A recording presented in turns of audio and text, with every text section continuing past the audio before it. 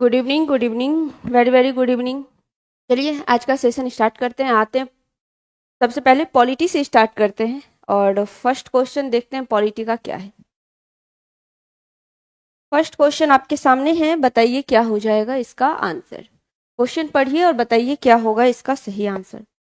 चलिए देखते हैं क्या है। चार्टर एक्ट 1813 यानी 1813 का जो चार्टर एक्ट था उसके संबंध में निम्नलिखित कथनों पर विचार कीजिए।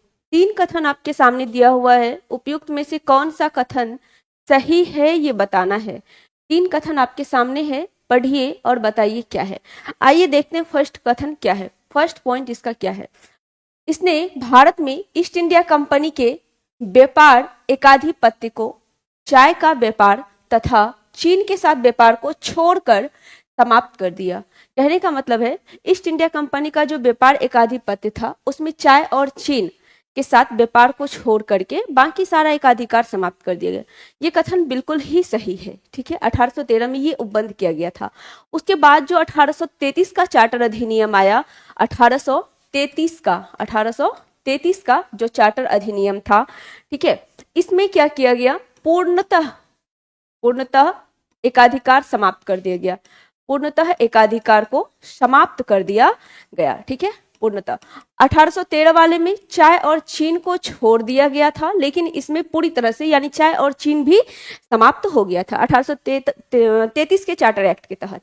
तो ये कथन बिल्कुल सही है। दूसरा क्या है, इसने कंपनी द्वारा अधिकार में लिए गए भारतीय राज्य क्षेत्र पर ब्रिटिश राज यानी क्राउन जो है की संप्रभुता को सुदृढ़ किया। हाँ, सुदृढ़ किया, ये बातें भी क्या है, बिल्कुल सही है। और मजबूत बनाया, ये बातें बिल्कुल सही है। ठीक है, चलिए तीसरा क्या है, भारत का राजस्व अब ब्रिटिश सांसद के नियंत्रण में आ गया था। ये गलत है। ये क्या है, ये गलत है। इस समय नहीं आया था, बल्कि 1858 का भारत परिषद अधिनियम था 1858 का। इसमें पूर्णतः जो कंपनी से लेकर ब्रिटिश क्राउन के हाथ में शासन को सौंप दिया गया था। कंपनी से लेकर किसके हाथ में, ब्रिटिश क्राउन के हाथ में, ब्रिटिश क्राउन के हाथ में सौंप दिया गया था। ब्रिटिश क्राउन के हाथ में ये सौंप दिया गया था। तो तीसरा क्या हुआ, गलत हो गया, लेकिन 1 और 2 आपका क्या है, सही है।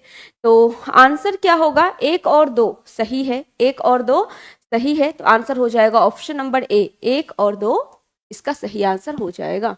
चलिए आगे चलते हैं। क्वेश्चन नंबर 112, निम्नलिखित में से किस अधिनियम में केंद्र में द्वैध शासन प्रणाली कहां पर केंद्र में स्थापित किया गया। केंद्र में द्वैध शासन प्रणाली स्थापित किया गया कहां पर, ये बताना है। ठीक है, भारत शासन अधिनियम 1935 के तहत, 1919 के तहत या 1909 के तहत, बताइए किसके तहत केंद्र में द्वैध शासन प्रणाली की व्यवस्था की गई थी।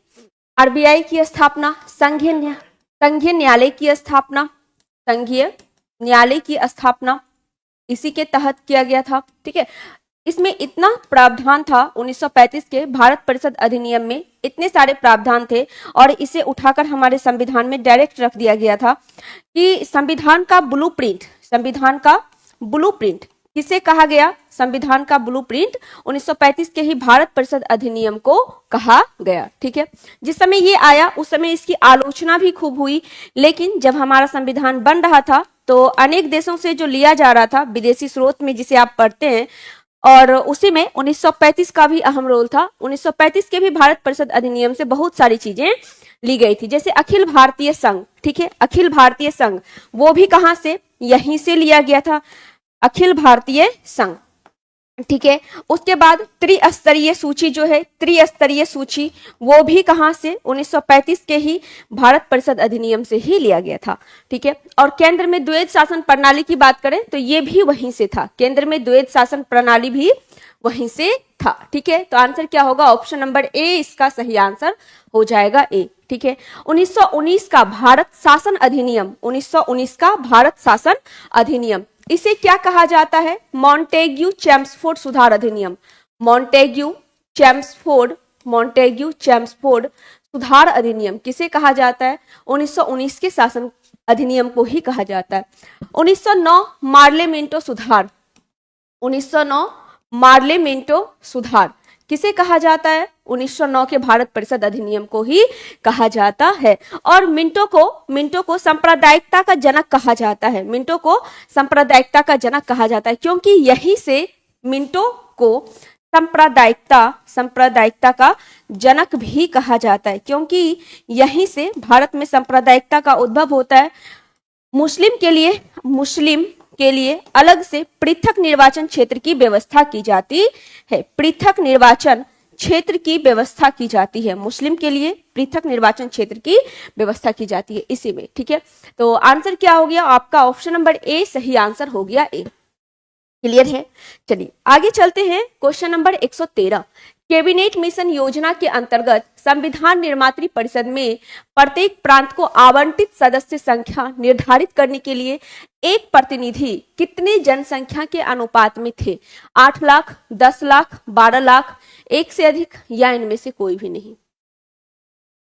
बताइए कितने लाख व्यक्ति जो हैं उस पर एक प्रतिनिधि डिसाइड किया गया था कि एक प्रतिनिधि होगा कैबिनेट मिशन योजना के अनुसार। कैबिनेट मिशन की बात करें तो कैबिनेट मिशन की घोषणा कौन करते हैं? कैबिनेट मिशन योजना की घोषणा कौन करते हैं? तो वो घोषणा करने वाले होते हैं कौन? प्रधानमंत्री एटली, जिन्होंने 15 फरवरी 1946 को इसकी घोषणा की थी। ठीक है, एटली ने 15 फरवरी 1946 को इसकी घोषणा की थी। ठीक है, कौन थे प्रधानमंत्री? तो प्रधानमंत्री थे एटली। कौन थे? एटली थे। ठीक है, लेकिन कैबिनेट मिशन का भारत आगमन कब हुआ, यानी कैबिनेट मिशन दिल्ली कब पहुंचा? 24 मार्च 1946 को कैबिनेट मिशन दिल्ली पहुंचा। 24 मार्च 1946 को कैबिनेट मिशन कहां पहुंचा? दिल्ली पहुंचा। घोषणा 15 फरवरी को हुई है, लेकिन कब पहुंचा है? 24 मार्च 1946 को पहुंचा है। कितने सदस्य थे इसमें? 3 सदस्य थे। 3 सदस्य आयोग था। 3 सदस्य थे। कौन कौन थे? पेंथिंक लॉरेंस थे जिनकी अध्यक्षता में आया था ये पेंथिंक लॉरेंस। एबी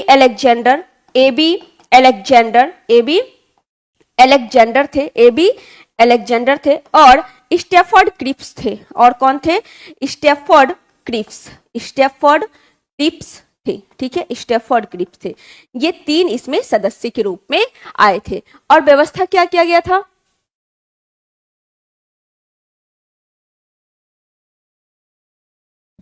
चलिए, और इसमें व्यवस्था कितने व्यक्ति पर किया गया था? 8 लाख, 10 लाख या 12 लाख? तो 10 लाख की व्यक्ति पर एक प्रतिनिधित्व चुनने का व्यवस्था इसमें किया गया था। किसकी अध्यक्षता में? तो पेंथिंक लॉरेंस की अध्यक्षता में ये आया था। पेंथिंक लॉरेंस की अध्यक्षता में आया था। आंसर क्या हुआ? Option number B. मैम आप क्या पढ़ाते हैं प्लेटफॉर्म में जो अभी आप देख रहे हैं? चलिए, क्लियर है? क्वेश्चन नंबर 113 क्लियर है?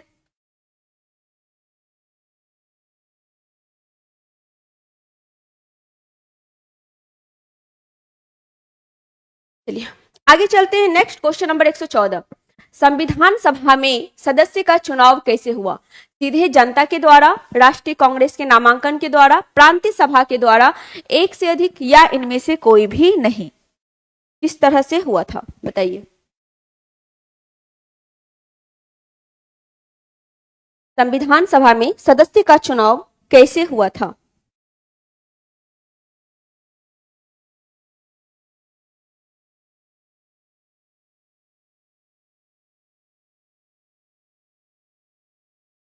कैसे हुआ था?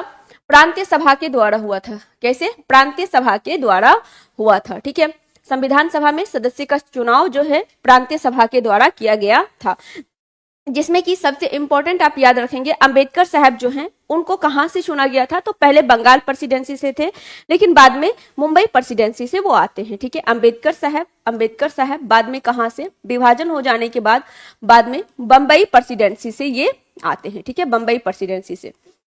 चलिए आगे चलते। क्वेश्चन नंबर 115, भारतीय संविधान को 26 नवंबर 1949 को किसके द्वारा अधिनियम किया गया, यानी अधिनियमित किया गया?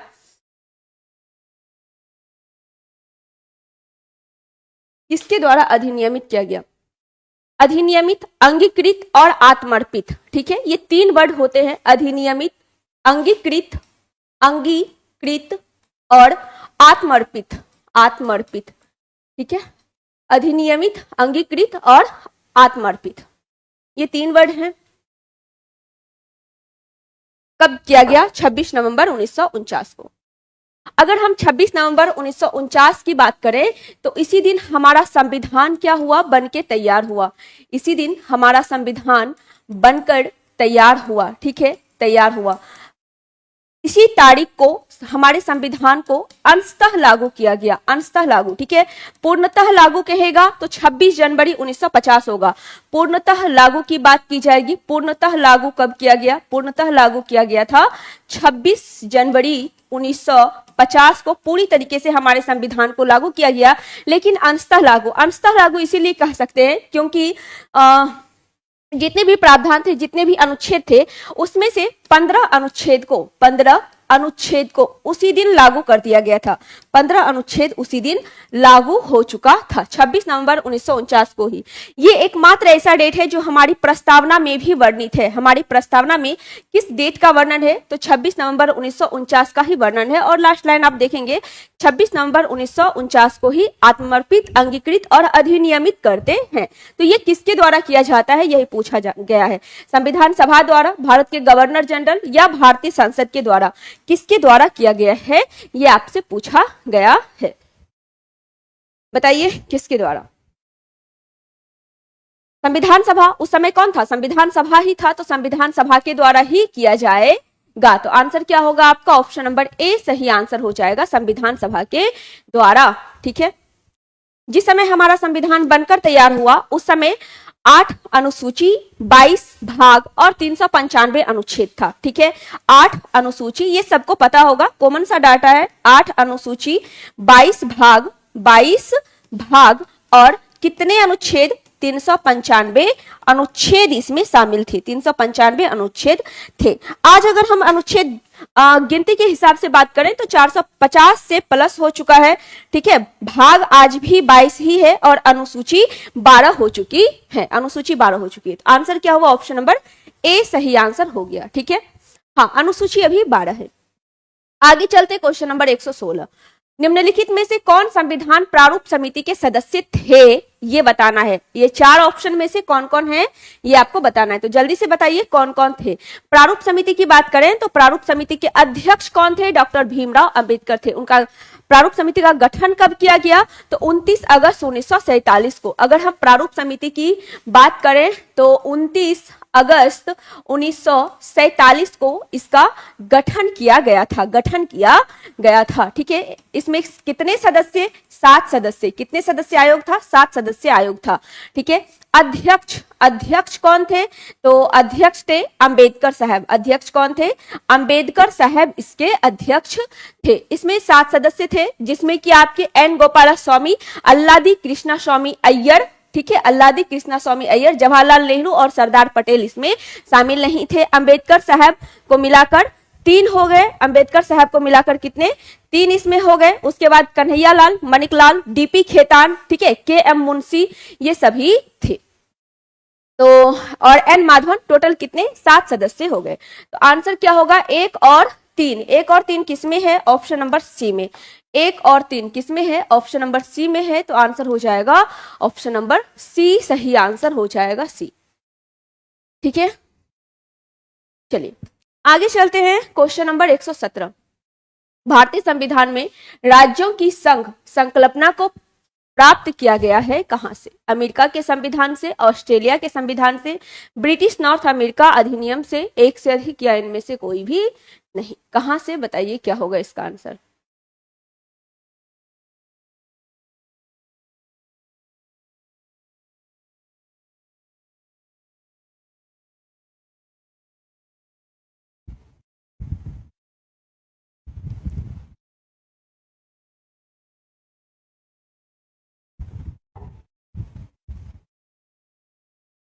चलिए, राज्यों की संघ पूछा गया है, बताइए क्या होगा। बाकी अमेरिका के संविधान से बात करें तो अमेरिका के संविधान से क्या क्या लिया गया? मौलिक अधिकार कहां से? मौलिक अधिकार की बात करें तो मौलिक अधिकार अमेरिका के संविधान से ही लिया गया, ठीक है।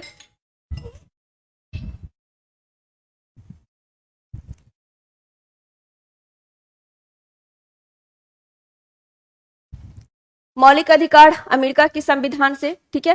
संविधान की सर्वोच्चता, संविधान की सर्वोच्चता ये भी कहां से, अमेरिका के ही संविधान से, ठीक है। सुप्रीम कोर्ट की सर्वोच्चता, सुप्रीम कोर्ट की सर्वोच्चता भी कहां से, अमेरिका के संविधान से। उपराष्ट्रपति का पद, उपराष्ट्रपति का पद कहां से, अमेरिका के ही संविधान से। ये सारी कुछ अमेरिका के संविधान से ही लिया गया। ऑस्ट्रेलिया के संविधान की बात करें तो ऑस्ट्रेलिया से प्रस्तावना की जो भाषा है, प्रस्तावना की भाषा कहां से, प्रस्तावना की भाषा कहां से, ऑस्ट्रेलिया के संविधान से लिया गया। और राज्यों, राज्य को संघ के रूप में कहां से, ये संकल्पना कहां से, ब्रिटिश नॉर्थ अमेरिका के अधिनियम से लिया गया है। तो आंसर होगा आपका ऑप्शन नंबर सी। बाकी अगर हम बात करें किसकी, फ्रांस की, फ्रांस के संविधान से क्या लिया गया, फ्रांस की संविधान से जो हमारी प्रस्तावना में स्वतंत्रता, समानता और बंधुत्व का नारा है वो कहां से लिया गया है, फ्रांस की क्रांति से ही। स्वतंत्रता, समानता और बंधुत्व, स्वतंत्रता, समानता और बंधुत्व कहां से, फ्रांस के संविधान से ही लिया गया, ठीक है। गणतंत्रात्मक व्यवस्था ये भी कहां से, गणतंत्रात्मक व्यवस्था ये भी कहां से, फ्रांस के संविधान से ही। मौलिक अधिकार अमेरिका से, लेकिन मौलिक कर्तव्य की बात करें, मौलिक कर्तव्य की बात करें तो मौलिक कर्तव्य कहां से, रूस के संविधान से मौलिक कर्तव्य लिया गया है, रूस के संविधान से लिया गया है, ठीक है। हाँ, समवर्ती सूची भी, समवर्ती सूची भी बिल्कुल।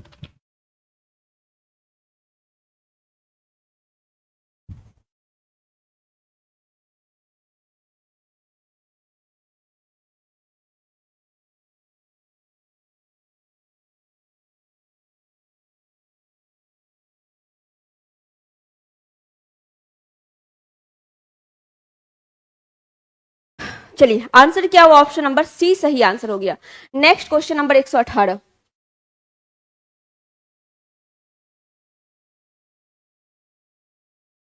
क्वेश्चन नंबर 118 क्या है, प्रावधान दिया हुआ है और संविधान का भाग है, कौन सा सही सुमेलित नहीं है ये बताना है। बताइए क्या हो जाएगा आंसर।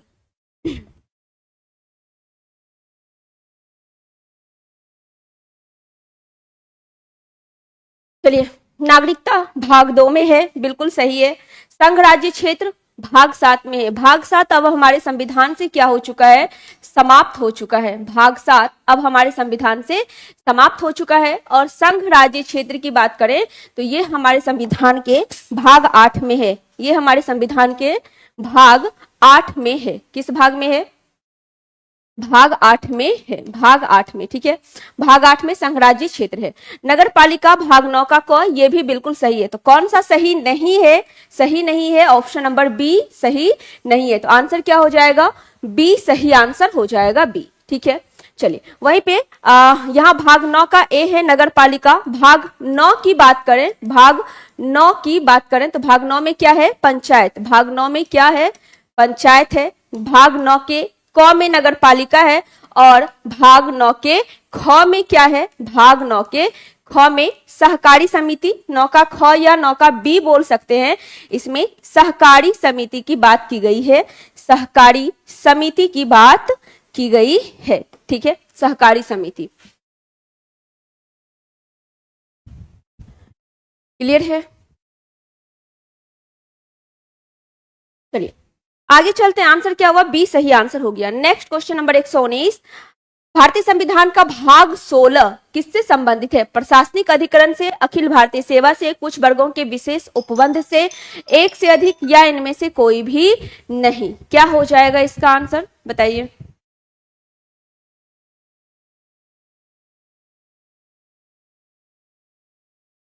भाग 16 है।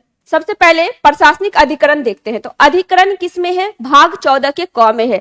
अधिकरण किस में है, भाग 14 के क में। अधिकरण की बात करें तो 14 के क में दिया गया है। अखिल भारतीय सेवा, अखिल भारतीय सेवा भाग 14 में है। कुछ वर्गों के लिए विशेष उपबंध भाग 16 में है, भाग 16 में है। तो आंसर क्या होगा, आंसर हो जाएगा ऑप्शन नंबर सी सही आंसर हो जाएगा। बिल्कुल सरोज, बिल्कुल सही आंसर है। ठीक है। अब यहाँ पे भाग 15 बीच का छूटता है, तो भाग 15 में देखते हैं क्या है। भाग 15 की बात करें, भाग 15 में निर्वाचन है। भाग 15 में क्या है, निर्वाचन भाग 15 में है। भाग 16 तो दिया हुआ है ही। भाग 17 में क्या है, राजभाषा। भाग 17 में राजभाषा। भाग 18 में अपात है। भाग 18 में अपात है। भाग 20 में क्या है, भाग 20 में संविधान संशोधन है, जो कि अनुच्छेद 368 में है। भाग 20 में संविधान संशोधन है। संविधान संशोधन है, कौन सा अनुच्छेद है, अनुच्छेद 368 है। आंसर क्या हो गया, ऑप्शन नंबर सी सही आंसर हो गया, सी। क्लियर है।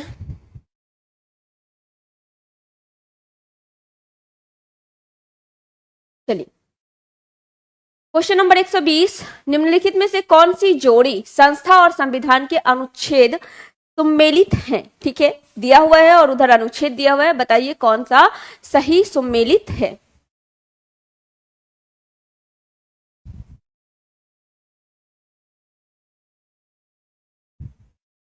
चलिए देखते हैं क्या क्या है। भारत का सर्वोच्च न्यायालय अनुच्छेद 318 में, बिल्कुल गलत है। सर्वोच्च न्यायालय यानी सुप्रीम कोर्ट की बात करें तो अनुच्छेद 124 में है। सुप्रीम कोर्ट किसमें है, अनुच्छेद 124 में सुप्रीम कोर्ट है। और अगर हम हाई कोर्ट की बात करें तो हाई कोर्ट किसमें है, अनुच्छेद 214 में हाई कोर्ट है। ठीक है, 214 में हाई कोर्ट है। भारत का निर्वाचन आयोग अनुच्छेद 324 में, बिल्कुल सही है। निर्वाचन आयोग की बात करें तो निर्वाचन आयोग का गठन कब किया गया है, 25 जनवरी 1950 को किया गया है। और इसी दिन 25 जनवरी को ही क्या मनाते हैं, राष्ट्रीय मतदाता दिवस भी मनाया जाता है। राष्ट्रीय मतदाता दिवस भी 25 जनवरी को ही मनाया जाता है। ठीक है, चलिए उसके बाद है संघ लोक सेवा आयोग। संघ लोक सेवा आयोग अनुच्छेद 351 नहीं, अनुच्छेद 351 नहीं, अनुच्छेद 315 है। अनुच्छेद 315 किससे, संघ लोक सेवा आयोग से संबंधित है। ठीक है, निर्वाचन आयोग का और काम क्या क्या है। निर्वाचन आयोग का काम है किसी भी पार्टी को राष्ट्रीय पार्टी का दर्जा देना। ठीक है, निर्वाचन जो होता है, चुनाव जो होता है, उसके लिए मतदाता सूची तैयार करवाना, चुनाव करवाना। ठीक है, क्षेत्र का परिसीमन करना, चुनाव चिन्ह देना, ये सब किसका काम है, निर्वाचन आयोग का ही ये सब काम है। किसका,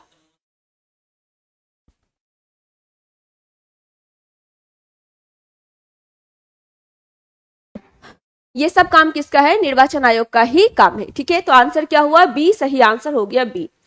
आगे चलिए क्वेश्चन नंबर 121, कौन सा सही सम्मिलित नहीं है। भारत का संविधान का अनुच्छेद दिया हुआ है और संबंधित राज्य दिया हुआ है, बताइए। 371 का क ख ग दिया हुआ है और कौन सा सही सम्मिलित नहीं है, ये बताना है।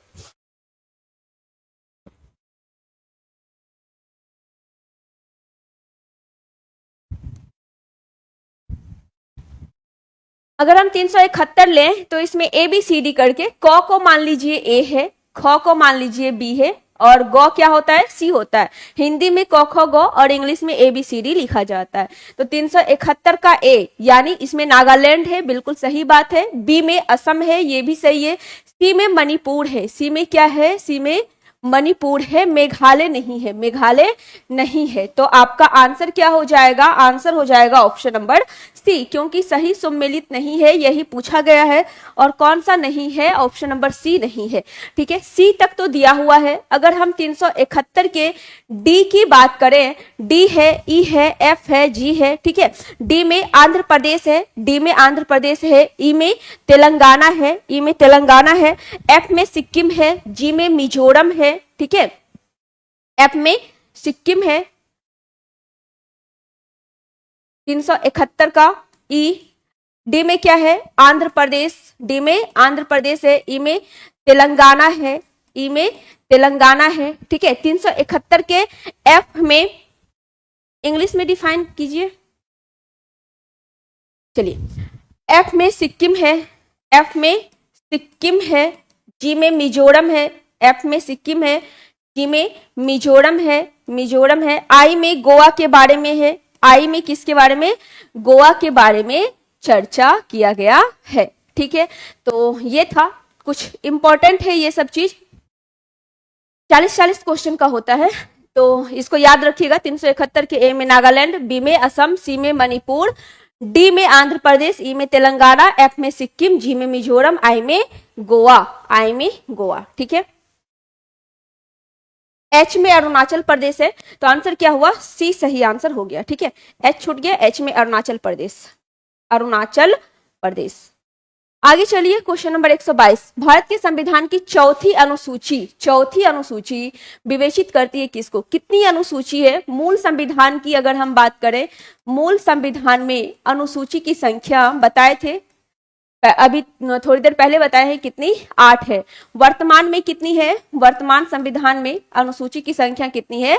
12। कितनी? 12 है, जिसमें चौथी अनुसूची के बारे में पूछा गया है। चौथी में क्या है बताना है। ठीक है, चौथी अनुसूची में क्या है?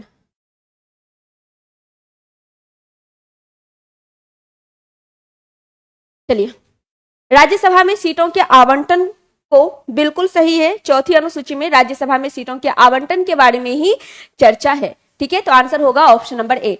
राजनीतिक दल बदल किस में है? ये है अनुसूची 10 में। किस में है? अनुसूची 10 में है। ठीक है, पंचायती व्यवस्था 11 में है।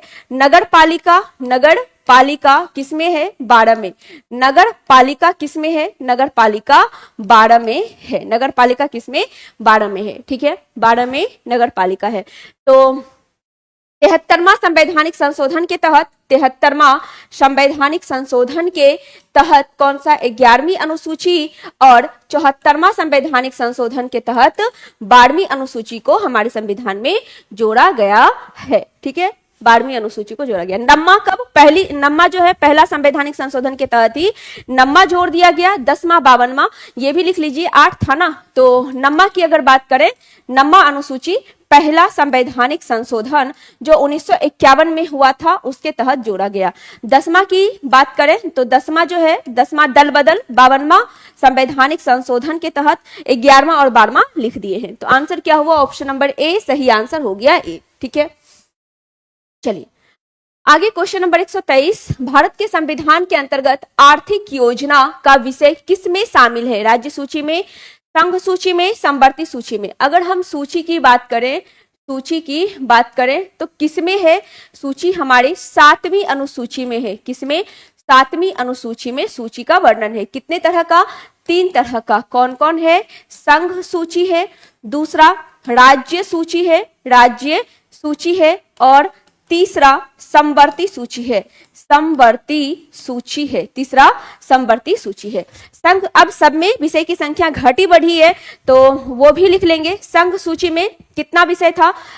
उस समय 97 था, लेकिन वर्तमान में कितना हो चुका है? 100 हो चुका है। ठीक है, राज्य सूची में विषय की संख्या उस समय 66 थी, लेकिन अब भी कितनी हो चुकी है? 61 हो चुकी है। और समवर्ती में उस समय 47 थी, अभी 52 हो चुकी है। ठीक है, ये वाला जो 5 है यही समवर्ती में गया है, और संघ सूची में 3 विषय बढ़ा हुआ है। ठीक है, राज्य सूची में 5 घटा है और ये 5 कहां गया? तो ये 5 जो है ये 5 समवर्ती में गया है। 5 कहां गया है? समवर्ती सूची में चले गया है। ठीक है, चलिए, तो आर्थिक योजना पूछा जा रहा है, ये किस सूची का विषय है? आर्थिक योजना किस सूची का विषय हो जाएगा? चलिए, आर्थिक योजना किसका? समवर्ती सूची का। तो आंसर क्या होगा? ऑप्शन नंबर सी।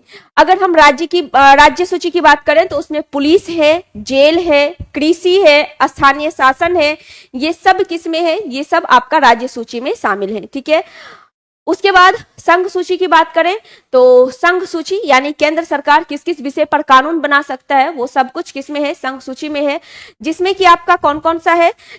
जिसमें कि आपका हो जाएगा युद्ध, शांति, ठीक है, यानी किसी युद्ध की घोषणा करना, शांति स्थापित करना, रेल हो गया, डाक हो गया, तार हो गया, ये सब किस में है? संघ सूची में है। समवर्ती सूची में शिक्षा है, वन है, वन्य जीव है। ठीक है, चलिए आगे चलते हैं। Question number 124।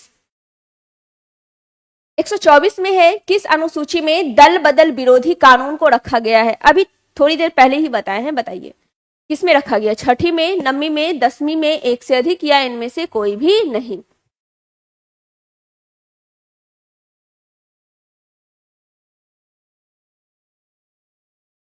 कौन कौन सदस्य थे ये हम बता चुके हैं।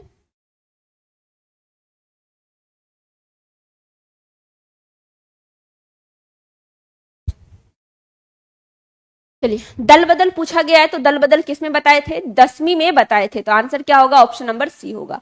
अगर हम छठी अनुसूची की बात करें तो छठी अनुसूची में क्या क्या है? असम, असम, मेघालय, असम, मेघालय, त्रिपुरा, असम, मेघालय, त्रिपुरा और मिजोरम।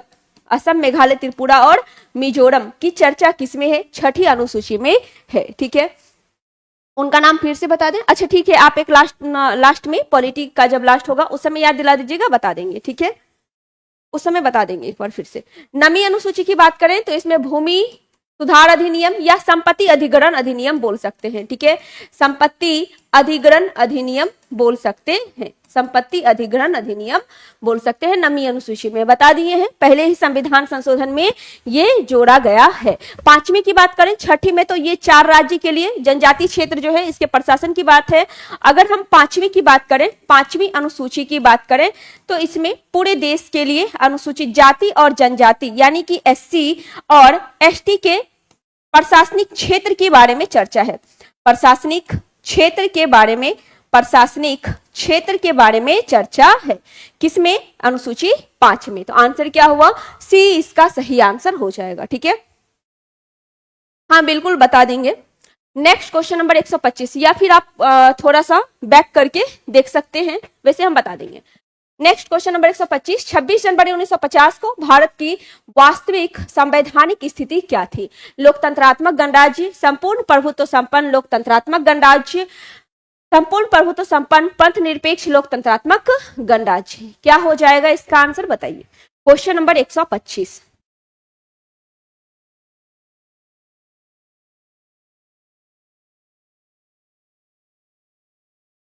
चलिए, 26 जनवरी 1950 के बारे में हम आपको बताएं। इस दिन हमारा संविधान पूरी तरीके से लागू हुआ था, पूरी तरह से लागू हुआ था। ठीक है, 26 जनवरी को पूरी तरीके से हमारे संविधान को लागू कर दिया गया था। जो 26 नवंबर 1949 को हमारा संविधान बनके तैयार हुआ था, 15 अनुच्छेद उसमें से लागू किया गया था, लेकिन 26 जनवरी को पूरी तरीके से संविधान लागू कर दिया गया था। ठीक है, चलिए, लोकतंत्रात्मक गणराज्य, संपूर्ण प्रभुत्व संपन्न लोकतंत्रात्मक गणराज्य। और ये लाइन आपको कहां पे देखने को मिलेगा?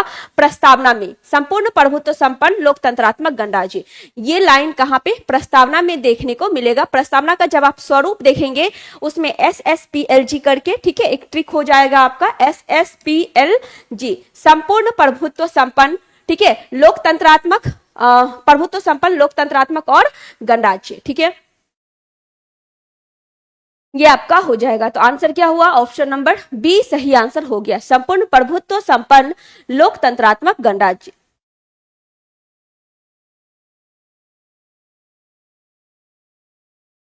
क्लियर है?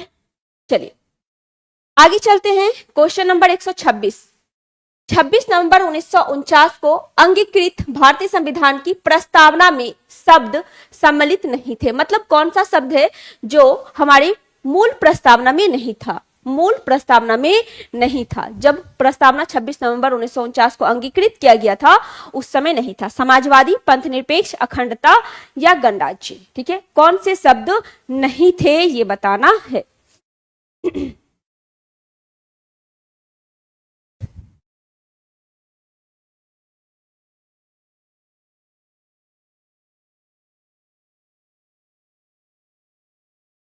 चलिए, अगर हम प्रस्तावना की बात करें, प्रस्तावना की बात करें तो प्रस्तावना में अभी तक मात्र एक बार संशोधन हुआ है। कितनी बार?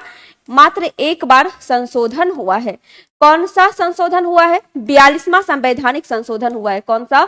42वां संवैधानिक संशोधन 1976 में हुआ है। ठीक है, 1976 में एक बार जो है 42वां संवैधानिक संशोधन, उस समय इंदिरा गांधी थी, उसके समय में हुआ था। इसमें 3 वर्ड जोड़े गए थे हमारी प्रस्तावना में, समाजवादी, पंथ निरपेक्ष और अखंडता शब्द। कौन सा? समाजवादी, समाजवादी, इसमें 3 शब्द जोड़े गए थे। सबसे पहले लिखेंगे 3 शब्द इसमें जोड़े गए थे। कौन कौन है? समाजवादी है, समाजवादी है, पंथ निरपेक्ष है, समाजवादी, पंथ निरपेक्ष, पंथ निरपेक्ष, ठीक है, और अखंडता शब्द, अखंडता शब्द, ठीक है, ये तीनों शब्द हमारी प्रस्तावना में मात्र एक बार जो संवैधानिक संशोधन किया गया 42वां 1976 में, उसमें जोड़ा गया था, ठीक है। चलिए, उसके बाद प्रस्तावना की शुरुआत अगर हम कहें, प्रस्तावना की शुरुआत कहां से होती है? प्रस्तावना की शुरुआत हम भारत के लोग से होती है। शुरुआत कहां से? हम भारत के लोग से। और ये क्वेश्चन पूछा हुआ है, ठीक है, हम भारत के लोग से होती है। प्रस्तावना को शक्ति, यानी हमारा जो संविधान है, हमारा जो संविधान है, इसे शक्ति कहां से मिलती है? शक्ति कहां से मिलती है? तो भारत की जनता से ही मिलती है। भारत की जनता से इसे शक्ति मिलती है। भारत की जनता से ही हमारा जो संविधान है उसे शक्ति भी मिलता है। हमारी प्रस्तावना में कितने तरह के न्याय की बात की गई है? न्याय कितने तरह का होना चाहिए? 3 तरह का न्याय, 5 तरह की स्वतंत्रता की बात की गई है। न्याय कितने तरह का? न्याय अगर पूछे, न्याय 3 प्रकार का, और स्वतंत्रता अगर पूछे, स्वतंत्रता कितने प्रकार का? 5 प्रकार के स्वतंत्रता की बात की गई है, ठीक है।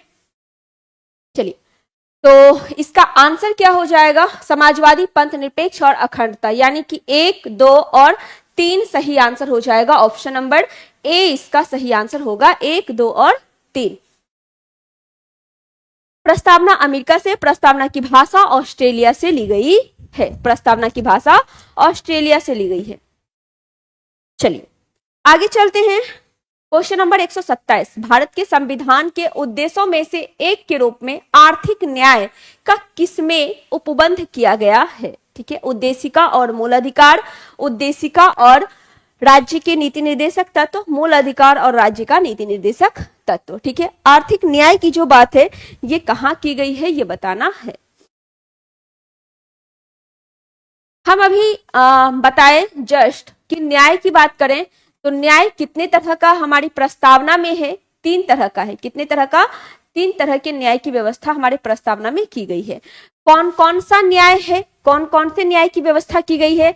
सामाजिक, आर्थिक और राजनीतिक, ठीक है। चलिए, कौन कौन सा है? सामाजिक है, सामाजिक है, आर्थिक, सामाजिक, आर्थिक और राजनीतिक, सामाजिक, आर्थिक और राजनीतिक न्याय की बात हमारे संविधान में की गई है। धार्मिक न्याय की बात नहीं की गई है, ठीक है। और यही सेम चीजें कहां पर, जो आप डीपीएसपी पढ़ते हैं, डीपीएसपी पढ़ते हैं, राज्य का नीति निर्देशक तत्व पढ़ते हैं, राज्य का नीति निर्देशक तत्व पढ़ते हैं, इसमें भी आपको मिलेगा। राज्य के नीति निर्देशक तत्व में भी न्याय की बात की गई है, आर्थिक न्याय की बात की गई है। किस अनुच्छेद में किया गया है? तो अनुच्छेद 39 में किया गया है। किसमें? राज्य के नीति निर्देशक तत्व में अनुच्छेद 39 में। किसमें? अनुच्छेद 39 जब आप पढ़ेंगे, अनुच्छेद 39, उसमें न्याय की बात की गई है, ठीक है। और प्रस्तावना में 3 तरह का है ही। प्रस्तावना को ही हम लोग क्या बोलते हैं? प्रस्तावना को ही हम लोग क्या बोलते हैं? उद्देशिका बोलते हैं, ठीक है। पेश करने वाले कौन थे? जवाहरलाल नेहरू थे, जिन्होंने 13 दिसंबर को उद्देशिका को पेश किया था, और उसे ही बाद में हमारे संविधान में प्रस्तावना के रूप में अपना लिया गया, ठीक है। चलिए, तो क्या हो जाएगा? उद्देशिका और राज्य का नीति निर्देशक तत्व, ठीक है। तो आंसर होगा ऑप्शन नंबर बी, सही आंसर हो जाएगा बी, उद्देशिका और राज्य का नीति निर्देशक तत्व इसका सही आंसर हो जाएगा। राज्य का नीति निर्देशक तत्व कहां से लिया गया है? आयरलैंड के संविधान से लिया गया है। इसकी बात करें तो ये आयरलैंड के संविधान से लिया गया है। कहां से कहां तक है? तो 36 से लेकर 51 तक आप राज्य के नीति निर्देशक तत्व के बारे में पढ़ेंगे, ठीक है। चलिए आगे चलते हैं। क्वेश्चन नंबर 128, इसका आंसर क्या हुआ? बी इसका सही आंसर हो गया। नेक्स्ट क्वेश्चन नंबर 128, भारतीय संविधान कैसा है? कठोर है, लचीला है, अंशतः कठोर और अंशतः लचीला है, कैसा है? एक से अधिक या इनमें से कोई भी नहीं। हमारे संविधान में अगर हम कठोरता की बात करें तो वो अमेरिका के संविधान से ग्रहण किया गया है, और लचीला का बात करें तो ब्रिटेन के संविधान से लिया गया है, ठीक है। कठोरता की बात करें तो दोनों का मिश्रण है, यानी अंशतः कठोर और अंशतः लचीला है, अंशतः कठोर और अंशतः लचीला है। तो आंसर आपका हो जाएगा ऑप्शन नंबर सी। अगर हम कठोरतम की बात करें कि हमारा संविधान कठोर है, कठोर है, तो ये कठोरता कहां से? अमेरिका के संविधान से लिया गया है। कठोरता कहां से? अमेरिका के संविधान से लिया गया है। ठीक है, चलिए लचीला कहां से लिया गया? लचीला कहां से लिया गया? ब्रिटेन के संविधान से। ब्रिटेन के संविधान से लचीला लिया गया है। तो आंसर क्या हो जाएगा? 128 का सी सही आंसर हो जाएगा, सी। ठीक है, चलिए आगे चलते हैं। क्वेश्चन नंबर 129, भारतीय राष्ट्रीय ध्वज के प्रारूप को किस दिन स्वीकार किया गया? भारतीय राष्ट्रीय ध्वज के प्रारूप को किस दिन स्वीकार किया गया, ये बताना है। 10 जून 1947, 22 जुलाई 1947, 15 अगस्त 1947, एक से अधिक या इनमें से कोई भी नहीं। अगर हम राष्ट्रीय ध्वज की बात करें तो राष्ट्रीय ध्वज के रूप में हमने किसे अपनाया है? तिरंगा को अपनाया है। किसे?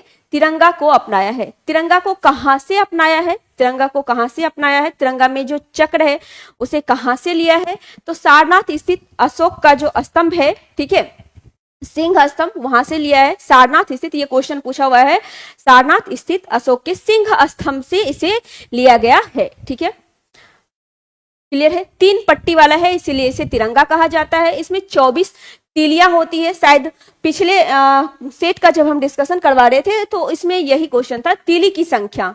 ठीक है, तो कितनी तीलियां? 24 तीलियां इसमें होती है। 24 तीलियां होती है और उसमें लंबाई चौड़ाई भी था। तो लंबाई और चौड़ाई का जो अनुपात है वो 3:2 का होता है। लंबाई और चौड़ाई के अनुपात की बात करें, चौड़ाई के अनुपात की बात करें तो 3 अनुपात किसमें होता है?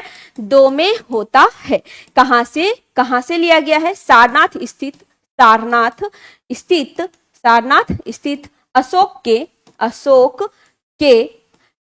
स्तंभ लेख से, अशोक के सिंह स्तंभ से लिया गया है। बिल्कुल सही आंसर आ रहा है सबका, अशोक के सिंह स्तंभ से इसे लिया गया है। ठीक है, राष्ट्रीय ध्वज संहिता यानी कि संहिता कब का है? जब नागरिक को, भारत के नागरिक को राष्ट्रीय ध्वज फहराने की स्वतंत्रता दी गई। आम नागरिक को राष्ट्रीय ध्वज फहराने की स्वतंत्रता दी गई, तो संहिता 2002 का है। बीएन खड़े की अध्यक्षता में एक समिति बनता है जिसमें कि नागरिक को झंडा फहराना मूल अधिकार के अंतर्गत शामिल किया जाता है।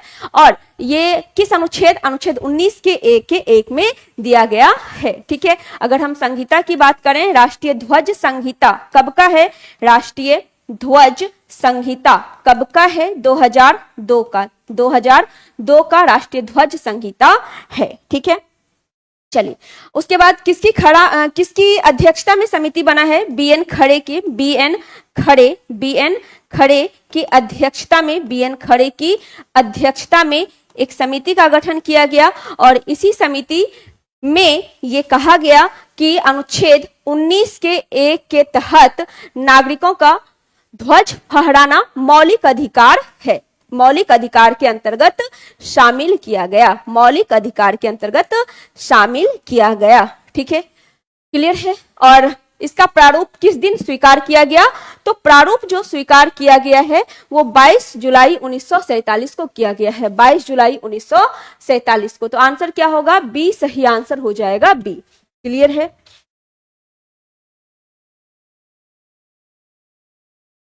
बी सही आंसर हो जाएगा। 22 जुलाई 1947 को इसका प्रारूप स्वीकार किया गया। चलिए सारा पॉइंट यहां से क्लियर होना चाहिए। आगे चलते हैं क्वेश्चन नंबर 130। भारत में एक नया राज्य सृजित करने वाले विधेयक को पारित होना अनिवार्य है। कहां से ये बताना है और कैसे। ठीक है, बताइए क्या हो जाएगा क्वेश्चन नंबर 130 का आंसर।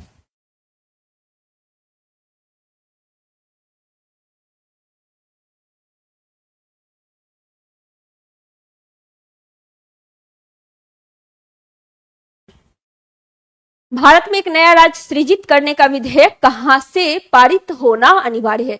अच्छा, नए राज्य की जब बात आई है तो भारत में भाषाई आधार पे गठित होने वाला पहला राज्य कौन सा है? आंध्र प्रदेश है, जो कि 1 अक्टूबर 1953 को गठित होता है। ठीक है, राज्य के पुनर्गठन को वैधानिक दर्जा 1 नवंबर को दी जाती है। 1 नवंबर 1956 को पुनर्गठन को वैधानिक दर्जा दिया जाता है। और पहला राज्य कौन बनता है? आंध्र प्रदेश।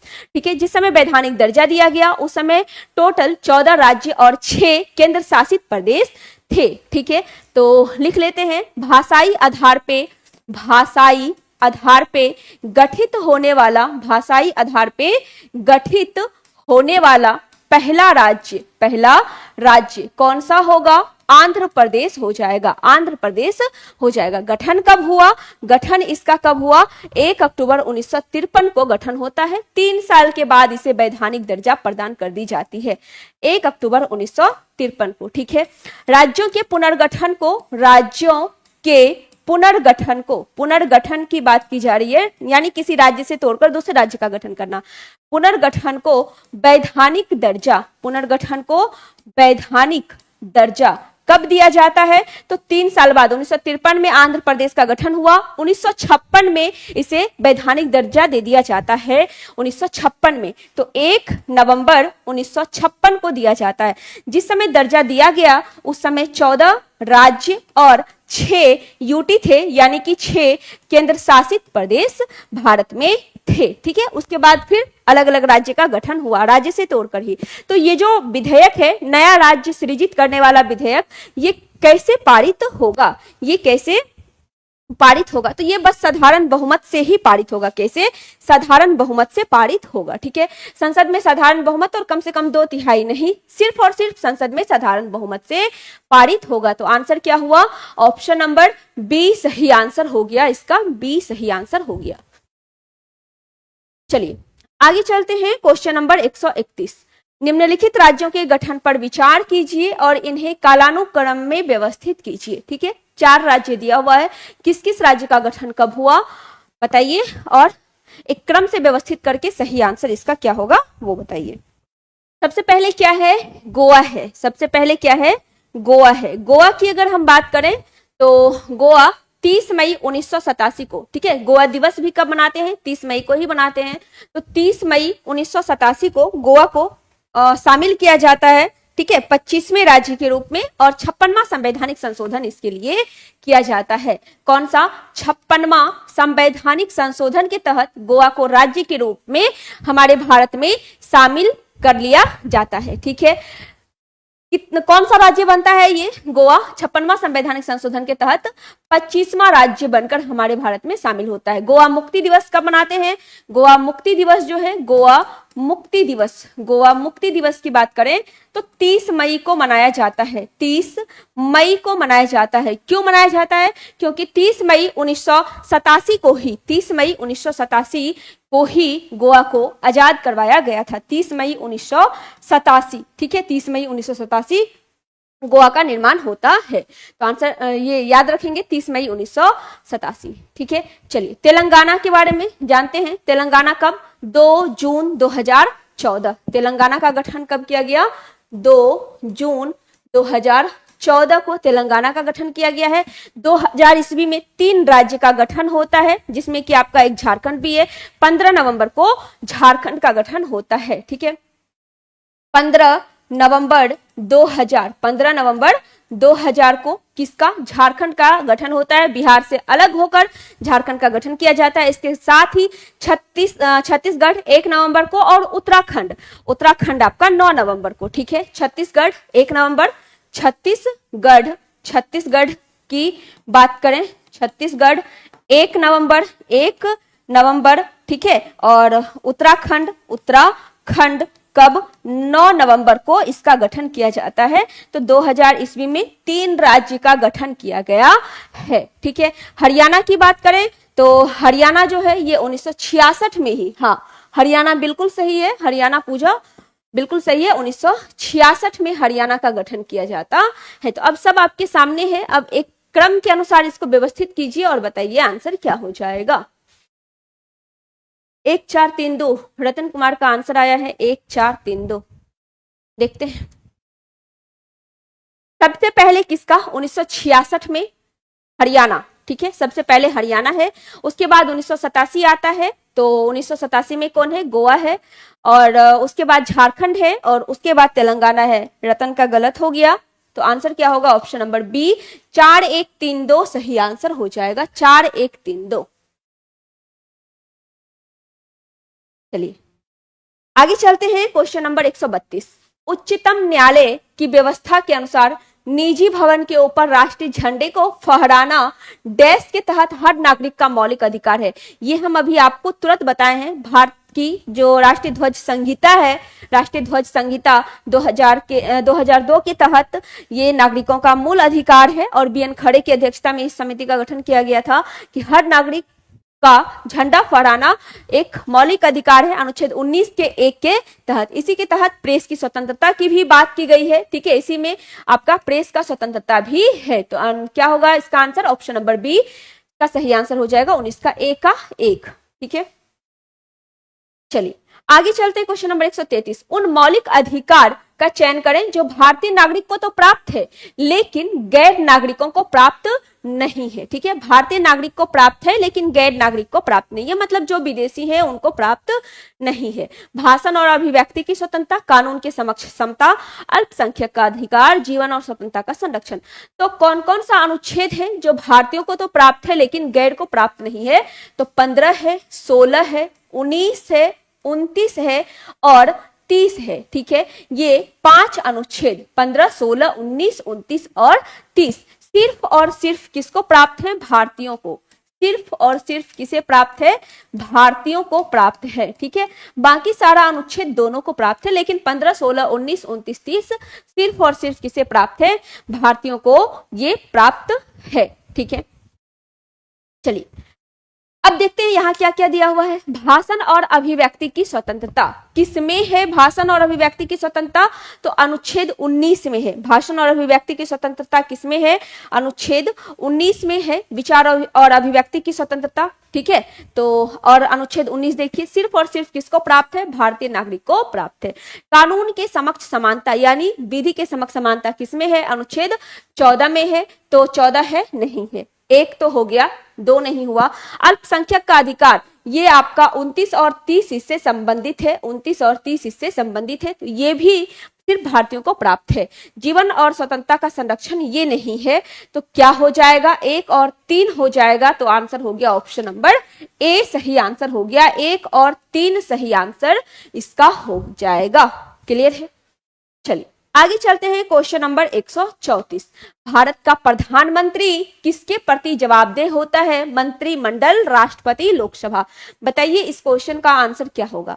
अगर हम प्रधानमंत्री की बात करें, प्रधानमंत्री के बारे में दिया हुआ है, प्रधानमंत्री की बात करें तो प्रधानमंत्री जो है हमारे देश का राजनीतिक प्रमुख होता है। संवैधानिक प्रमुख कौन होता है? चलिए लिखते चलते हैं।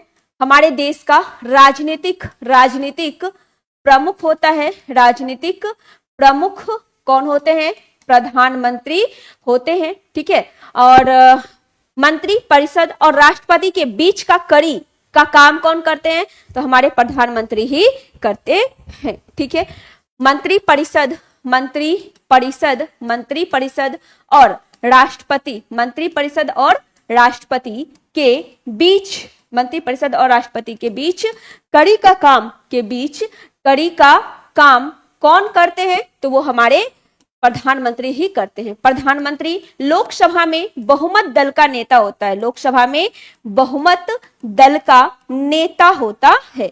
बहुमत दल का नेता होता है, ठीक है। बहुमत दल का नेता कौन होता है? प्रधानमंत्री होता है। प्रधानमंत्री से संबंधित अनुच्छेद 2 है। एक कौन सा है आपका? 74 है और दूसरा 75 है। 74 में मंत्री परिषद और उसके जो कौन कौन सा बताया? 74 और 75। 74 और 75 दो अनुच्छेद है। 74 में क्या है? मंत्री परिषद है, मंत्री परिषद है और इसके जो प्रधान होते हैं, इसके जो प्रधान होते हैं, प्रधानमंत्री, प्रधान कौन होते हैं? प्रधानमंत्री होते हैं, ऐसा कहा गया अनुच्छेद 74 में। लेकिन 75 की बात करें तो इसमें जो शपथ है, इसको मंत्री परिषद और प्रधानमंत्री को शपथ कौन दिलाएंगे? राष्ट्रपति दिलाएंगे। ये व्यवस्था किसमें है? अनुच्छेद 75 में है। किसमें है? अनुच्छेद 75 में है, ठीक है। बताइए क्वेश्चन नंबर 134 का आंसर क्या हो जाएगा? क्या क्या है? चलिए देखते हैं पहले आंसर आया क्या क्या है। 134 का सी अरविंद, स्वराज, रोहित। चलिए देखते हैं क्या है। मंत्रिमंडल है, राष्ट्रपति है, लोकसभा। तो प्रधानमंत्री जो है ये लोकसभा के प्रति जिम्मेवार होता है। जवाबदेह होता है। ठीक है, तो आंसर क्या होगा? ऑप्शन नंबर सी सही आंसर होगा, इसका सी सही आंसर हो जाएगा। चलिए आगे चलते हैं, क्वेश्चन नंबर 135। केंद्र सरकार में उच्चतम नागरिक सेवा का अधिकारी कौन होता है? बहुत ही खूबसूरत क्वेश्चन है। ठीक है, बताइए क्या हो जाएगा? केंद्र सरकार में उच्चतम नागरिक सेवा अधिकारी कौन होता है? भारत का महान्यायवादी, मंत्रिमंडल सचिव, गृह सचिव। अगर हम भारत के महान्यायवादी की बात करें तो इसका जो वर्णन है अनुच्छेद 76 में किया गया है। अनुच्छेद 76 में महान्यायवादी के बारे में बताया गया है। महान्यायवादी कौन होता है? भारत सरकार का प्रधान विधि अधिकारी, भारत सरकार का प्रधान विधि अधिकारी होता है। ठीक है, प्रधान विधि अधिकारी होता है, यानी कि वकील कह सकते हैं, वकील इसे कह सकते हैं। भारत का सबसे बड़ा वकील कौन? महान्यायवादी हो जाएगा। ठीक है, ये तो महान्यायवादी की बात हो गई, लेकिन बताना है इस क्वेश्चन का आंसर क्या होगा। हाँ, मंत्रिमंडल सचिव, जिसको कि कैबिनेट सचिव के तौर पे जानते हैं। कैबिनेट सचिव जो है मंत्रिमंडल सचिव, वो भारत में केंद्र सरकार में उच्चतम नागरिक सेवा का अधिकारी होता है। ठीक है, तो आंसर क्या होगा आपका? ऑप्शन नंबर बी सही आंसर हो जाएगा, इसका बी। चलिए आगे चलते हैं, क्वेश्चन नंबर 136। धन विधेयक पेश किया जाता है कहां? धन विधेयक को कहां पेश किया जाता है? केवल लोकसभा में, केवल राज्यसभा में, दोनों में, एक से अधिक, या इनमें से कोई भी नहीं? धन विधेयक की बात करें तो धन विधेयक के मामले में एकाधिकार प्राप्त है लोकसभा को। ठीक है, लोकसभा में ही धन विधेयक पेश किया जाता है। ठीक है, और लोकसभा ही इसे पारित करती है, बस राज्यसभा के पास भेजा जाता है। इसके लिए राज्यसभा के पास 14 दिन का समय होता है, या तो वो उसे पारित करके वापस कर दे, और अगर नहीं करती है तो धन विधेयक खुद ब खुद 14 दिन के बाद पारित समझ लिया जाता है। इसमें राज्यसभा का कोई भी हस्तक्षेप नहीं होता है, उसकी कोई मान्यता इसमें नहीं होती है। केवल और केवल अधिकार किसको होता है? लोकसभा को केवल और केवल अधिकार होता है। चलिए, धन विधेयक की अगर हम बात करें तो इससे संबंधित दो अनुच्छेद है। 109 जिसमें प्रक्रिया का वर्णन है, और 110 जिसमें कि लोकसभा को परिभाषित किया गया है। ठीक है, 109 अनुच्छेद 109 में धन विधेयक की प्रक्रिया के बारे में है, और अनुच्छेद 110 में धन विधेयक को परिभाषित किया गया है। परिभाषित, ठीक है, और धन विधेयक परिभाषित होता किसके द्वारा है? परिभाषित किसके द्वारा होता है? लोकसभा के अध्यक्ष के द्वारा होता है। लोकसभा के अध्यक्ष के द्वारा धन विधेयक परिभाषित होता है, क्योंकि एकाधिकार प्राप्त है लोकसभा को। ठीक है, इसमें राज्यसभा को कितने दिन के लिए ये भेजा जाता है? तो बस 14 दिन के लिए। और ये क्वेश्चन भी इंपॉर्टेंट है, पूछा भी जाता है, राज्यसभा कितने दिन के अंदर पारित कर देना होता है? तो 14 दिन। नहीं करती है तो खुद ब खुद पारित हो जाता। अब बताइए, अब तो यहां से आपको आंसर भी समझ में आ गया होगा। बताइए क्या हो जाएगा? केवल और केवल लोकसभा को अधिकार है, तो आंसर क्या होगा? केवल लोकसभा, इसका सही आंसर हो जाएगा ऑप्शन नंबर ए। चलिए आगे चलते हैं, क्वेश्चन नंबर 137। भारतीय संविधान के अनुच्छेद 14 में लिखा हुआ कानून के समक्ष समानता किस देश के संविधान से लिया गया है? कानून के समक्ष समानता किस देश के संविधान से लिया गया है, ये बताना है।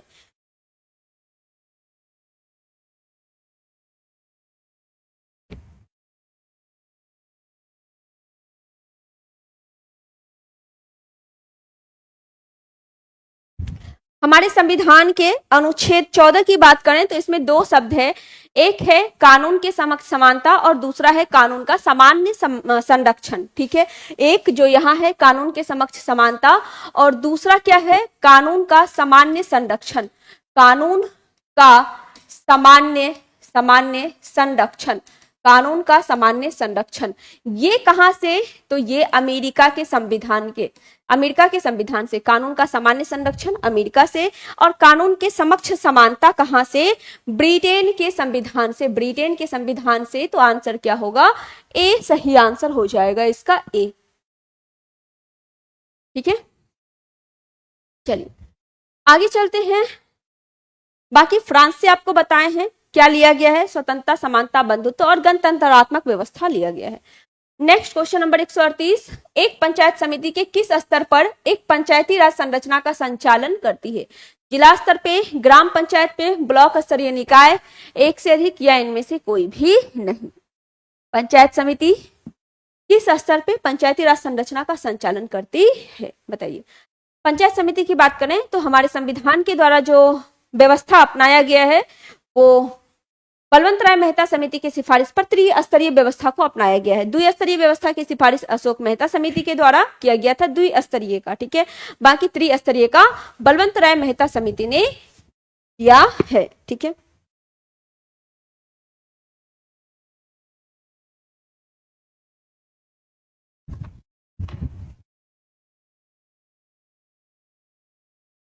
चलिए, पंचायत समिति की अगर हम बात करें, पंचायत की बात करें तो पंचायत भाग किसमें है?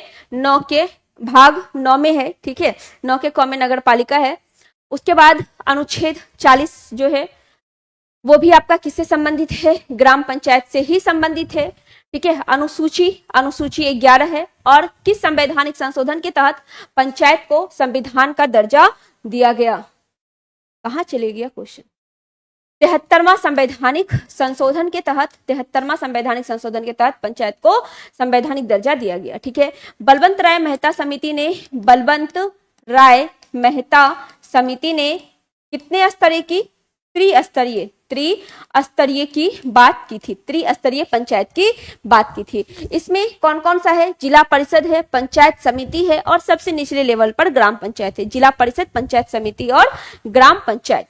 जिला परिषद, जिला परिषद, जिला परिषद, ठीक है।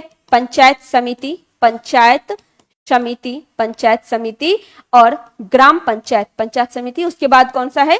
ग्रामीण लेवल पे ग्राम पंचायत है, ठीक है। ब्लॉक स्तर पे पंचायत समिति है और जिला स्तर पे जिला परिषद है। ये 3 स्तर की बात किया गया था। अशोक मेहता समिति ने द्विस्तरीय की बात की थी। अशोक मेहता समिति ने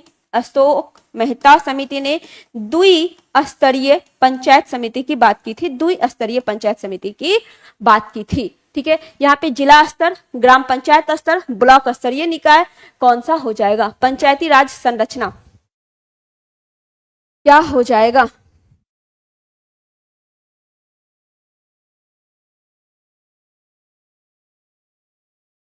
चलिए, तो यहां से आंसर क्या निकला आपका? पंचायत समिति कहां बताए? ब्लॉक स्तर पे, जिला परिषद जिला पर और ग्रामीण स्तर पे ग्राम पंचायत। तो यहाँ पे क्या दिया हुआ है? पंचायत समिति के बारे में दिया गया। पंचायत समिति तो किस पर होगा? ब्लॉक स्तर पे होगा। तो आंसर क्या होगा? Option number C. अगर जिला स्तर रहता है तो जिला परिषद होगा, ठीक है। और ग्राम पंचायत स्तर पे ग्राम पंचायत हो जाएगा, ठीक है। चलिए आगे चलते हैं। क्वेश्चन नंबर 139, किसका भारत में प्रत्यक्ष चुनाव होता है? उपराष्ट्रपति का, विधानसभा के सदस्य का, राज्यसभा के सदस्य का?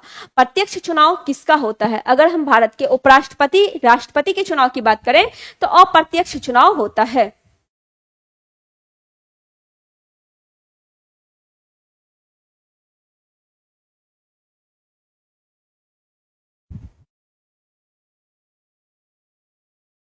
चलिए, भारत के उपराष्ट्रपति का अप्रत्यक्ष चुनाव होता है, ठीक है। किस अनुच्छेद के तहत होता है? तो उपराष्ट्रपति का जो निर्वाचन है अनुच्छेद 66 के तहत होता है। विधानसभा के सदस्य का प्रत्यक्ष निर्वाचन होता है और राज्यसभा के सदस्य जो हैं ये आपके विधानमंडल से चुन के आते हैं, ठीक है। तो किसका होगा प्रत्यक्ष चुनाव? और ये विधानसभा के सदस्य का होगा, ठीक है। ये किसमें? अनुच्छेद 66 में उपराष्ट्रपति के निर्वाचन की बात की गई है। उपराष्ट्रपति के निर्वाचन की बात की गई है। उपराष्ट्रपति के निर्वाचन की बात अनुच्छेद 66 में की गई है। तो प्रत्यक्ष चुनाव जिसमें जनता प्रत्यक्ष तौर पे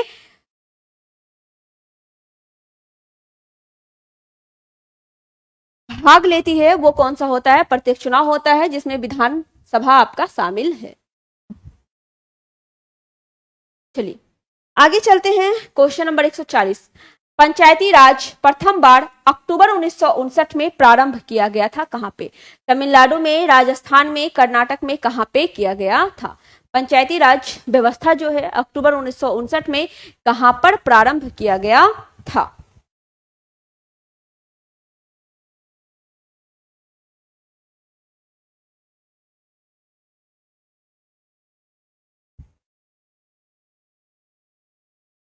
चलिए, कहाँ किया गया था? राजस्थान के नागौर जिला में। राजस्थान के नागौर जिला में पंडित जवाहरलाल नेहरू के द्वारा व्यवस्था शुरुआत किया गया था। लेकिन अगर यहीं पर प्रायोगिक तौर पर देगा, प्रायोगिक तौर पर देगा, तो प्रायोगिक तौर पर सबसे पहले आंध्र प्रदेश में, कहां पर? आंध्र प्रदेश में ये किया गया था। ठीक है, तो आंसर क्या हुआ? बी सही आंसर हो गया। आगे चलते हैं, क्वेश्चन नंबर 141। निम्नलिखित कथनों पर विचार कीजिए। 73वां संवैधानिक संशोधन के बाद विकेंद्रीकरण किया गया। किसका? 4 ऑप्शन है, बताइए किसका विकेंद्रीकरण किया गया। अब थोड़ा जल्दी जल्दी कर लेंगे क्योंकि फिर ज्योग्राफी भी करना है। ठीक है, चलिए, 73वां संवैधानिक संशोधन किससे है? पंचायत से है। पंचायत के विकेंद्रीकरण के बारे में यहाँ पे बोला गया है, तो क्या हो जाएगा? निर्णय लेने की शक्ति का, पूर्ण व्यवस्था का, ठीक है, निर्णय लेने की शक्ति बिल्कुल पूर्ण व्यवस्था है, बिल्कुल न्यायिक शक्ति नहीं, प्रशासनिक शक्ति बिल्कुल। ठीक है, तो इस 3 आधार पर तो क्या होगा? 1, 2, 4 इसका सही आंसर होगा। निर्णय लेने की शक्ति, पूर्ण व्यवस्था और प्रशासनिक शक्ति सही आंसर हो जाएगा, 1, 2, 4। आगे चलिए, क्वेश्चन नंबर 142। ब्रिटिश शासनकाल में संविधान के विकास में कौन सा कानून ऐतिहासिक नहीं था? कौन सा ऐतिहासिक नहीं था? रेगुलेटिंग एक्ट 1773 ऐतिहासिक था, इसके बारे में पढ़ते हैं। ठीक है, 1833 के बारे में हम आपको बताएं, 1813 था, 1833 था। ठीक है, उसके बाद 1858 का भारत परिषद अधिनियम था। ठीक है, protection of civil rights act 1955 ये नहीं है, ये नहीं है। 1935 का भारत परिषद अधिनियम है, 1935 का है। 1909 का मार्ले मिंटो सुधार है। 1919 का भारत परिषद अधिनियम है, जिसे मॉन्टेग्यू चेम्सफोर्ड सुधार कहते हैं, लेकिन ये नहीं है। तो आंसर क्या होगा? Option number C. बिल्कुल सबका आंसर सी आ रहा है, बिल्कुल सही है। आगे चलते हैं, क्वेश्चन नंबर 143। भारत के सर्वोच्च न्यायालय ने किस मामले में संभावित अधिनिर्णय सिद्धांत को अपनाया है? किसमें? गोलकनाथ बनाम पंजाब राज्य में। किसमें? गोलकनाथ बनाम पंजाब राज्य में इसे अपनाया गया है। ठीक है, चलिए, ये क्या है? ये एक न्यायिक सिद्धांत है, ये एक न्यायिक सिद्धांत है। इसमें क्या कहा गया संभावित अधिनिर्णय में? कि न्यायालय के द्वारा जो भी कानून घोषित किया जाएगा, यानी न्यायालय के द्वारा जो भी कानून बनाया जाएगा, वो आगे के समय से लागू होगा, पीछे के कानून को बिना कुछ हानि पहुंचाए हुए आगे के टाइम से उसे लागू किया जाएगा, आगे से। ठीक है, संशोधन करके। तो ये किसमें कहा गया? गोलकनाथ बनाम पंजाब राज्य में कहा गया संभावित अधिनिर्णय। ये किससे संबंधित है? तो न्यायिक व्यवस्था से संबंधित है। किससे? न्यायिक व्यवस्था से संबंधित है, न्यायिक व्यवस्था से। आगे चलिए, क्वेश्चन नंबर 144। कौन सा कार्य स्थानीय स्वशासन के अधिकार क्षेत्र में नहीं आता है? ठीक है, स्थानीय स्वशासन यानी कि पंचायती राज, ठीक है, इसमें नहीं आता है। कौन सा? क्या क्या है? सार्वजनिक अनुशासन का रख रखाव, ये इसमें शामिल नहीं है। तो आंसर आपका ऑप्शन नंबर ए ही हो जाएगा। स्वच्छता है, जन उपयोगी सेवा भी है, ठीक है, सार्वजनिक सुविधा का विकास भी है, लोक स्वास्थ्य भी है, वन्य और वन्य जीव का संरक्षण भी है, ठीक है, मानव जीवन के शारीरिक, आर्थिक, राजनीतिक परिवेश जो है उस पर भी है। ठीक है, लेकिन सार्वजनिक अनुशासन का रख रखाव इसमें शामिल नहीं है। तो आंसर क्या होगा? ए सही आंसर हो जाएगा। आगे चलते हैं, क्वेश्चन नंबर 145। राज्य लोक सेवा आयोग का जो अध्यक्ष है, नियुक्ति किसके द्वारा की जाती है? नियुक्ति पूछा गया है, किसके द्वारा की जाती है? नियुक्ति और शपथ दोनों अलग अलग होता है। नियुक्ति किसके द्वारा की जाती है? नियुक्ति करेंगे कौन? जिस राज्य के होंगे उस राज्य के राज्यपाल के द्वारा नियुक्ति भी की जाएगी। ठीक है, नियुक्ति भी की जाएगी, शपथ भी इसे राज्यपाल ही दिलवाएंगे, शपथ भी राज्यपाल ही दिलवाएंगे। लेकिन इसे जो हटाया जाएगा तो ये हटाने का काम कौन करेंगे?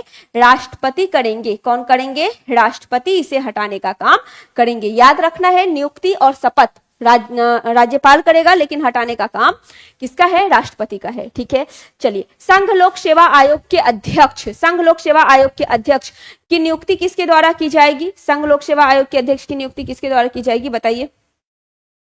उसके बाद है राष्ट्रपति। राष्ट्रपति को शपथ कौन दिलवाएंगे? सर्वोच्च न्यायालय के मुख्य न्यायाधीश राष्ट्रपति को शपथ दिलवाएंगे। कौन? सुप्रीम कोर्ट के मुख्य न्यायाधीश। सुप्रीम कोर्ट के मुख्य न्यायाधीश जो है, मुख्य न्यायाधीश, ये शपथ दिलवाएंगे। ठीक है, सुप्रीम कोर्ट के मुख्य न्यायाधीश। उपराष्ट्रपति को कौन दिलाएगा? बताइए। आंसर क्या हुआ? सी सही आंसर हो गया।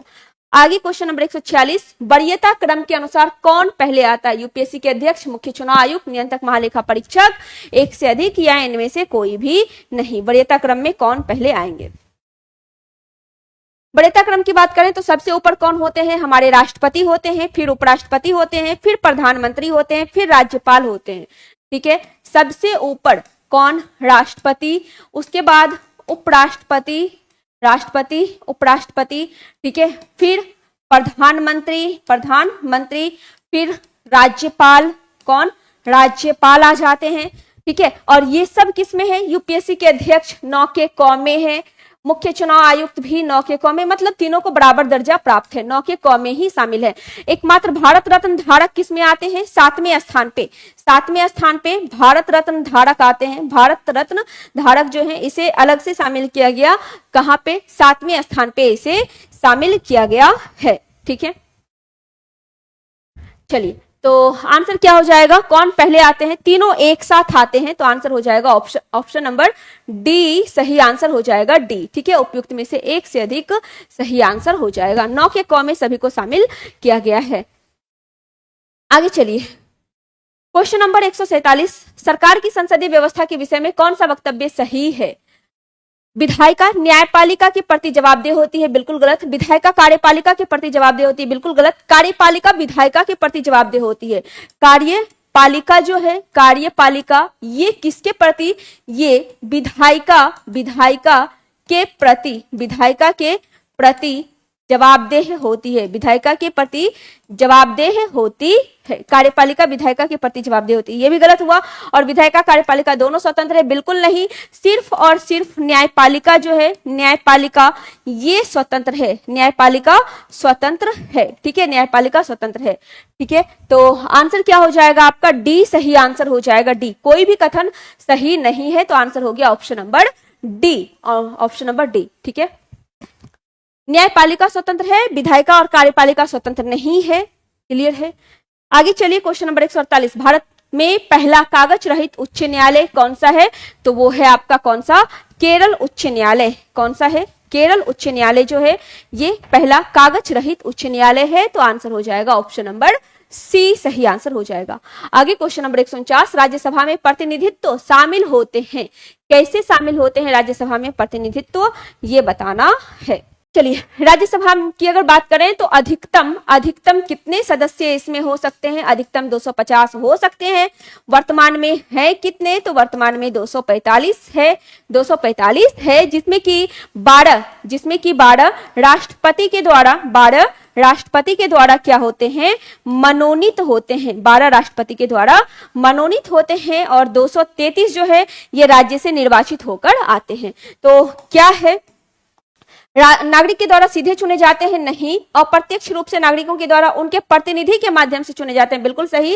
राष्ट्रपति के द्वारा मनोनीत होते हैं, 12 तो होते ही हैं, तो आंसर क्या होगा, ऑप्शन नंबर डी सही आंसर इसका हो जाएगा, उपयुक्त में से एक से अधिक, यानी कि 2 और 3 आपका सही है, एक सही नहीं है। अच्छा हाँ, सॉरी, ये हम बताए सही, लेकिन यहाँ पे आंसर गलत लग गया। ठीक है, तीनों गलत है ना, तो कौन सा सही है ये बोला है, तो कौन सा सही है, कोई सही नहीं है, तो आंसर ऑप्शन नंबर ई हो जाएगा। ठीक है, सही आंसर करवाएं, लेकिन यहाँ आंसर गलत लग गया है। ठीक, बिल्कुल सही है अमित, बिल्कुल सही है। ठीक है, ई सही होगा।